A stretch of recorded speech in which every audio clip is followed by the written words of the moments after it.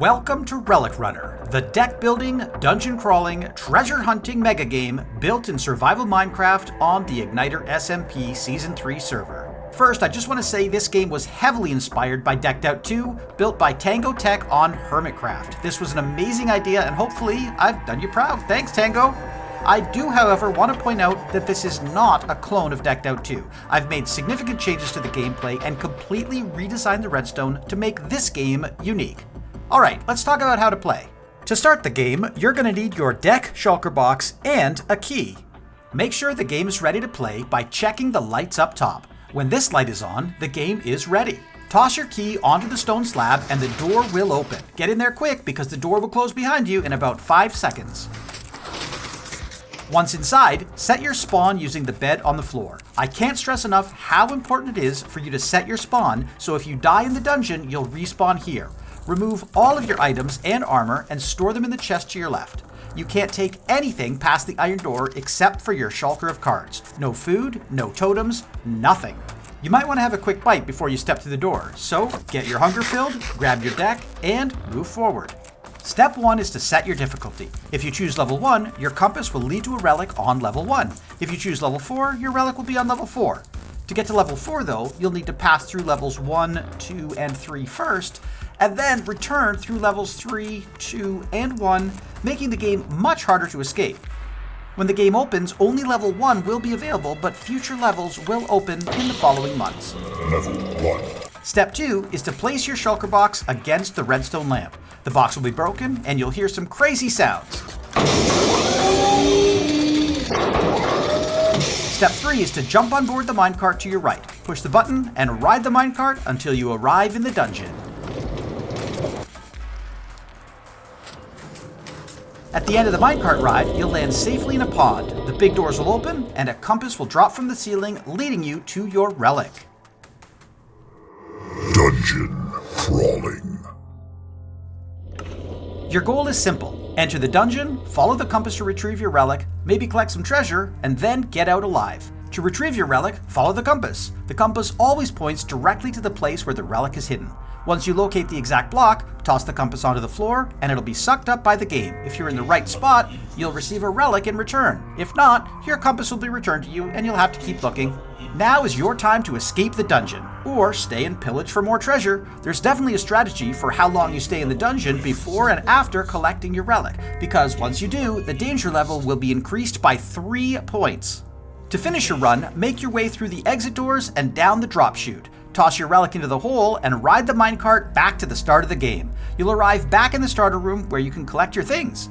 After a few seconds, your deck shulker box will arrive along with your relic, a skull, and the coin payout from retrieving the relic. Coin payouts are based on the rarity of the relic. After you've collected your goods, you can exit the dungeon using this button on the wall. Unless you die in the dungeon. If you do, you should respawn back in the starter room where you can collect your things. You'll need to press this button to tell the game that your run has finished. After a few more seconds, your deck shulker will arrive, and you'll be able to exit the dungeon using this button on the wall. If, for some unfortunate reason, you forgot to set your spawn in the starter room, you're effectively locked out of the game. For this reason, I've included the button of shame. You can push this button to open the door so you can retrieve your stuff, but keep in mind that if you do push the button, the entire server will be notified of your shame. Danger level. Inside the dungeon, you'll face traps and hazards, walls that close, and of course the ever-looming threat from the Ravagers. But your biggest threat will be the danger level.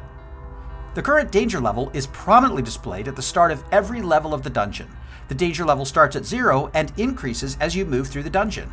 You'll know the danger level has been increased because you'll hear the announcement. Danger level increased. You must be careful because when the danger level hits maximum, every trap in the dungeon will trigger simultaneously. The danger level increases in one of 2 ways. The first is the clock. Just spending time in the dungeon can cost you dearly.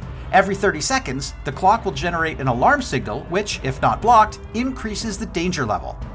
The second way is through noise. As you make your way through the dungeon, you'll pass by sensors that may or may not be active. If you hear a shrieker go off, you've generated noise, and if not blocked, that will increase the danger level. There's no way to reduce the danger level in a dungeon. However, you can slow down or even stop the danger level from increasing. That's where your Relic Runner deck comes in. Deck building.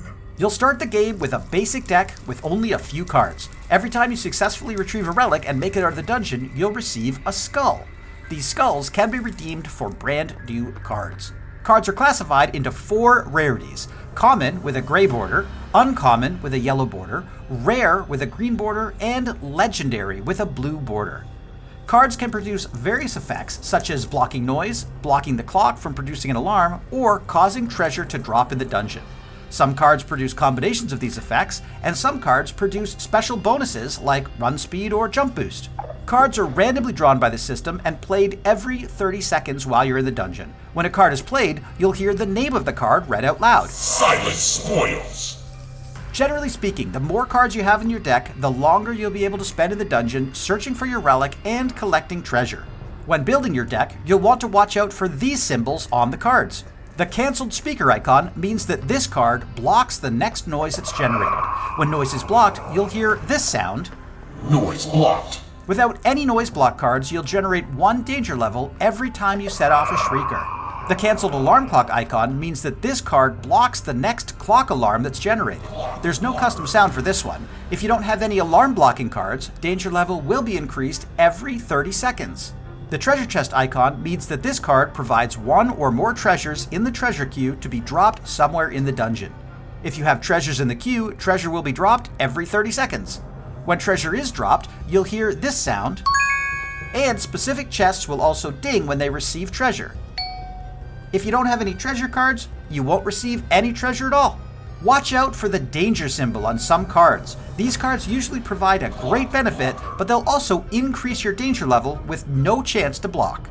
Cards marked with the 1 finger up symbol are single-use cards. When these cards are played, they are consumed by the game, and they're not returned to your deck when the game concludes. These cards often have great benefits, so carefully decide when to play them and when to hold them for future runs. If you complete a run before a single-use card is played, the card will be returned to your deck. Cards with the lightning bolt symbol are instant play cards. These cards are removed before the deck is shuffled and played immediately when the game starts. These cards produce effects that will remain for the duration of the run, or provide a useful item right at the start. You can have up to 27 cards in your deck. That's the equivalent of 1 card in each slot in your shulker box. You can have up to 3 of the same card in your deck, except for instant cards where you can only have 1 of each. Keep in mind that duplicate cards will stack, but the total number of cards can only be 27. I recommend spreading them out before each run to make sure you don't exceed 27 cards. I also recommend putting the instant play cards first. The rest of the cards can be in any order. Don't keep anything in your active deck shulker box except cards. Items like keys or coins or skulls should be stored outside of your deck. Anything that isn't a card might clog up the system. Treasure hunting. While following your compass in search of your relic, you might come across treasure barrels. If a treasure card has been played, treasure will be added to the queue, and soon that treasure will be distributed randomly throughout the dungeon. Any treasures inserted into a chest or barrel will remain there until the end of the game, so you don't have to worry about treasure despawning, but anything left behind will be automatically removed when the game ends. You'll know that treasure's being distributed in the dungeon when you hear the chimes. And when a treasure chest receives treasure, you'll hear a ding sound. If you're clever, you can pinpoint where this sound is coming from and make your way to the treasure. Most of the time, you'll find treasure in the form of coins, but occasionally you might find some ultra-rare loot, such as keys for extra runs or even skulls for new cards. Hold on to all of your treasure because it's useful outside of the game. Coins can be spent in a number of ways. You might find uses right inside the game for your coins, or you can keep them and use them outside the game at the coin shop. This shop will have randomly available items such as extra keys, or some single-use cards, plus specialty items such as Relic Runner souvenirs. During tournament weeks, coins have another special purpose. Placing coins in the barrel in your stall will earn you victory points. These points are anonymous, so you have to decide how many or how few coins to spend on victory points. Results will be revealed every 2 weeks, and the point leaders will receive special prizes. Those falling behind will also receive prizes to help them catch up. Everyone who competes will receive a prize. And that is Relic Runner. Do you have what it takes to become the next Relic Runner champion? Or will your corpses just fill the dungeon halls like so many others? Only time will tell.